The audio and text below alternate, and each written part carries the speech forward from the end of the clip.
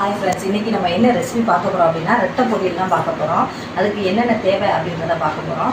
அதுக்கு முன்னாடி இந்த வீடியோ உங்களுக்கு பிடிச்சிருந்துச்சுன்னா லைக் பண்ணுங்கள், ஷேர் பண்ணுங்கள், கமெண்ட் பண்ணுங்கள், சப்ஸ்கிரைப் பண்ணுங்கள். வாங்க ரெட்டை பொரியலுக்கு என்னென்ன பொருள் தேவை அப்படின்றத பார்க்கலாம். பாருங்கள் ரத்தத்தை வந்து அவிச்சு எடுத்து வச்சுருக்கோம். ரத்தம் வாங்கிட்டு வந்ததுனால அதை லைட்டாக அலசி அதை அவிச்சு எடுத்து வச்சுருக்கோம். இதுக்கு வந்து ஒரு பெரிய வெங்காயம், ஒரு தக்காளி, ஒரு பச்சை மிளகாய் கட் பண்ணி வச்சுருக்கோம், ஒரு கருவேப்பிலை கொத்து வச்சுருக்கோம். இப்போ பாருங்கள் சட்டி அடுப்பில் காய போட்டாச்சு. சட்டி காஞ்சிருச்சு பாருங்கள், நல்லா காஞ்சிருச்சு. இப்போ எண்ணெய் ஊற்றுறோம். எண்ணெய் தேவையான அளவு ஊற்றிக்கணும் அப்படின்னா ரத்த பொரியலுக்கு. இது இப்போ பாருங்கள் சோம்பு, பட்டை சோம்பு போட்டு தாளிக்கணும்.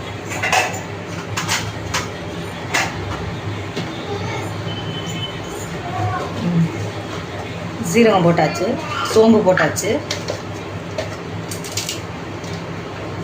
பொரிஞ்சு வரட்டும் சோம்பு நல்லா பொரிஞ்சு வரையில தான் நம்ம பட்டை கிராம்பு போடணும். சோம்பு பட்டையெல்லாம் பொரிஞ்சு வந்தாச்சு. இப்போ பாருங்கள் ஒரு கொத்து கருவேப்பிலையை அதில் போடுறோம். கருவேப்பிலை போட்டாச்சு.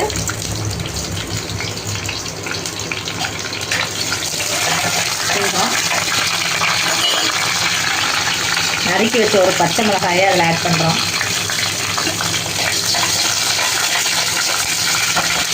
நல்லா பொரியுது. இப்போ பாருங்கள் ஒரு வெங்காயத்தை அதில் போட்டாச்சு. வெங்காயம் வதங்கணும். வெங்காயம் வதங்கினோன்னே தக்காளியை சேர்த்துக்கலாம்.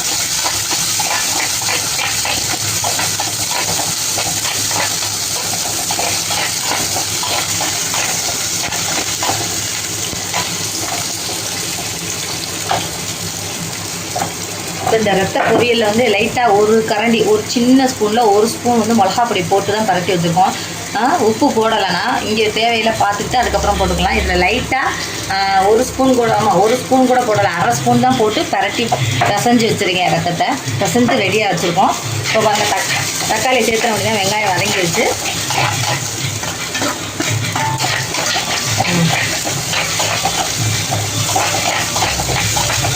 தக்காளி நல்லா வதங்கட்டும்.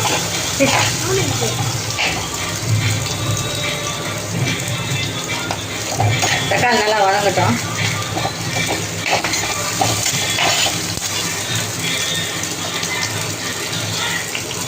கட் பண்ணு. இங்கே பாருங்கள் நல்லா வதங்கிடுச்சு. வதங்கினதுக்கப்புறம் நம்ம ரத்த பொரியல் இதில் ஆட் பண்ணிட வேண்டியதான். ரத்தத்தை இதில் ஏற்கனவே கொஞ்சோண்டு மிளகா பொடி மட்டும்தான் 1/4 ஸ்பூன் போட்டுக்கோங்க. வேறு எதுவுமே இதில் சேர்க்கலை. உப்பு வந்து ஏற்கனவே இந்த பிளட்டில் அதிகமாக இருந்துச்சு, அதனால் நான் உப்பு சேர்க்கலை. லைட்டாக வேணால் சேர்த்துக்கிறேங்க, உங்களுக்கு தேவையானப்போ பார்த்து சேர்த்துக்கிறேங்க.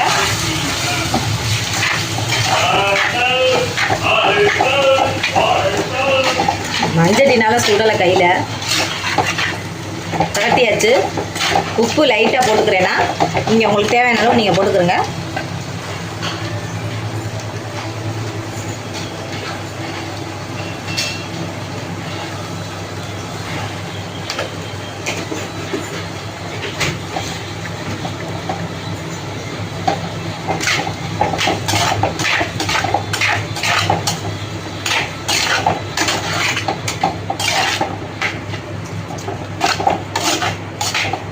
ஓகே, ஒரு 5 நிமிஷம் கழித்து இறக்கிற வேண்டியதான்.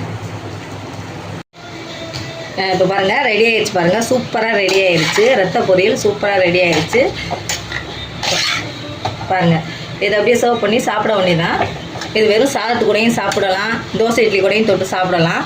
நல்லாயிருக்கும். காரம் இல்லாமல் குழந்தைங்களுக்குலாம் இதை அதிகமாக கொடுக்கலாம், ரொம்ப நல்லது. ஓகே, இந்த ரெசிபி உங்களுக்கு பிடிச்சிருந்துச்சுன்னா லைக் பண்ணுங்கள், ஷேர் பண்ணுங்கள், கமெண்ட் பண்ணுங்கள், சப்ஸ்கிரைப் பண்ணுங்கள். வேறு எதுவும் ரெசிபி போடணும் அப்படின்னா நீங்கள் கமெண்ட்டில் சொல்லுங்கள், போடலாம். ஓகே.